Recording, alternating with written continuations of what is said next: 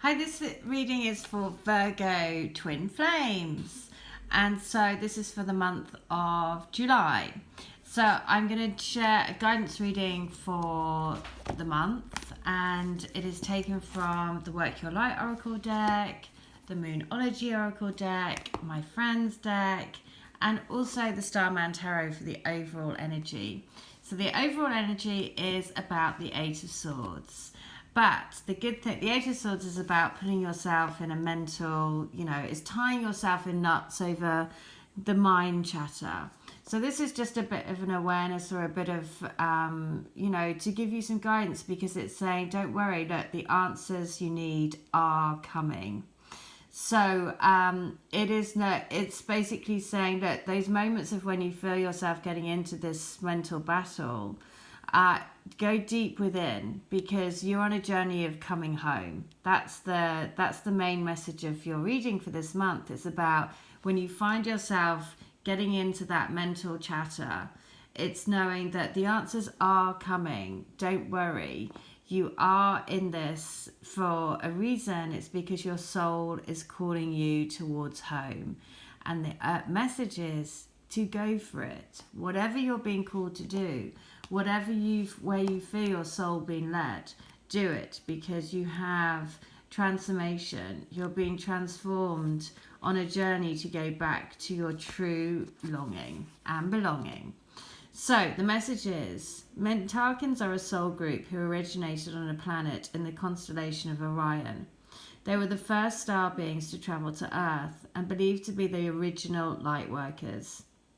The Mintarkans' home planet is thought to have been a water world, with water so pure that you could see through it for miles. For this reason, Mintarkans feel most at peace and at home when in or around crystal clear water. They are here to teach us to see the full potential in everything and the light in all beings. Many Mintarkans have an odd longing for home and struggle with feeling like they don't belong. It is thought that this is due to their home planet no longer being in existence. If you pulled this card, it could mean that you're a Mintarkan or who are longing for a sense of belonging, and root chakra healing is necessary for you to feel secure and safe. Perhaps you feel this longing to find home without knowing where that is, or perhaps you've been moving around a lot and you yearn for a place on Earth to call your own. If so, you're being called to connect with Mother Earth and create it for yourself now. To choose where you feel most at home and create it rather than waiting for the feeling of belonging to come. And the message is, I allow myself to be truly here and at home on this planet. I release any grief around not belonging or feeling held and call in the perfect home. So this goes totally with the Eight of Swords, because the Eight of Swords is that, if the root chakra is a bit out of balance, then we can go into the Eight of Swords energy, because the mind can start to overtake, right? And so the guidance is to do some root chakra healing. When you do that, and there's loads on YouTube, just do root chakra healing meditation. And when you do that and you get grounded in your root chakra, then you can release the mental chitter chatter, move into knowing that the answers are coming. The place where you are at the moment is exactly where you need to be. And in every moment you can find peace. And in every moment you'll be able to hear your guidance telling you to just go for it. That you have all the resources that you need, that you are good enough, that you have everything you need to be successful in your reunion.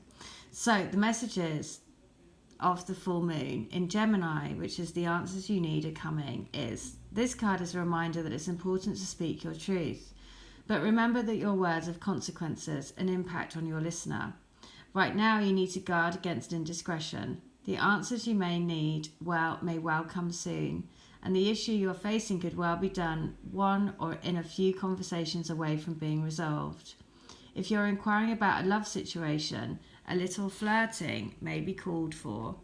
If you're in the middle of an argument, this card comes to you as a reminder of the old, very non-Gemini message: the least said, the soonest mended.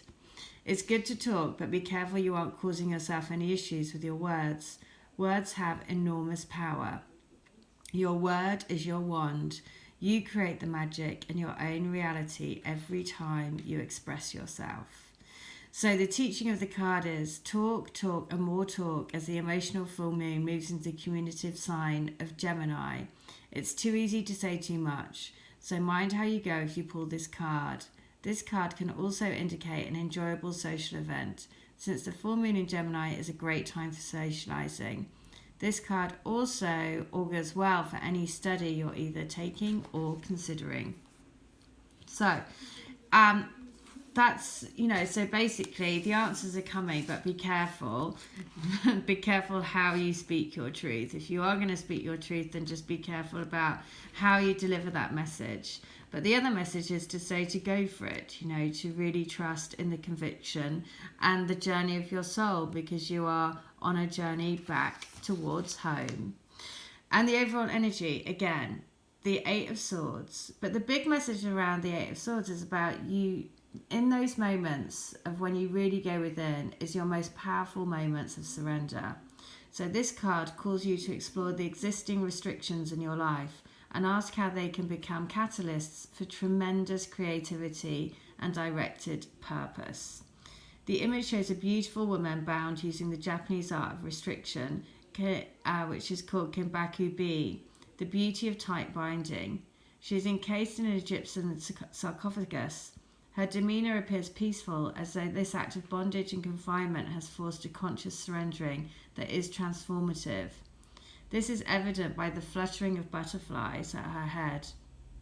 The sarcophagus stands upright with the four swords staked in a beach, like some great sculptural apparition. This marks her journey, a ritual of internal expansion.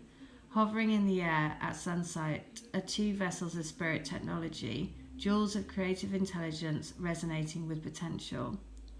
So basically it's saying in those times of restriction is your greatest power as well, because that's where you get your growth, right? Because when you go within, you really listen and surrender, then you create your greatest power, basically. So the messages for this month, it's about exploring the realm of where you're feeling constricted, but also understand that realm of constriction also can empower you, because it frees you, because you put your power in the power of surrender. So freedom is a state of mind. That's the big thing. So the message is, it's a bit of guidance to say be careful, because in July you might feel that you're constricted, but that is a state of mind. The answers that you seek are coming. You're on a journey of going home.